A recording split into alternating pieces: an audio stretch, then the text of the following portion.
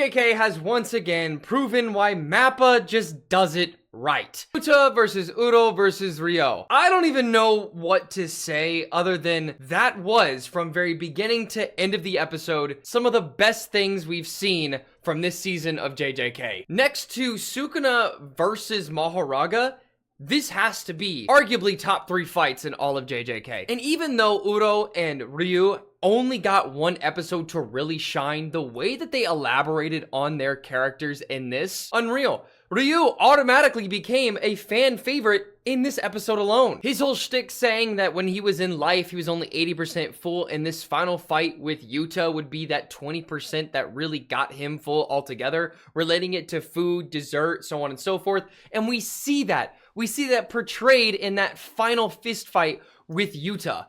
The dessert being eaten every single time a punch was thrown. Unreal. I love the parallel with that, and how Yuta's ability and curse technique, that being copy, was used in this fight with Uro, with Ryu, and Kurouchi. Hell, Yuta simply showing up disrupted the 4-way battle discrepancy that was happening within the Sendai colony. And I saw someone say this recently, whenever Yuta went up against Kurouchi, the crop circle that was made was a nice touch strictly because of how alien he is when it comes to Jujutsu Kaisen. Similar to that of Gojo being way above all the sorcerers that we know of, in power and in curse technique. Simply just not being considered human because of the endless depth of his cursed energy. So I thought that was a very nice touch in the long run. But simply seeing the fight scenes between Uro and Yuta and Ryu and Yuta, I will say, with Ryu and Yuta, I feel like there was more in-depth narrative that was being pushed within this episode as opposed to the other characters in the Sendai colony. But the same could be said about Uro and wanting to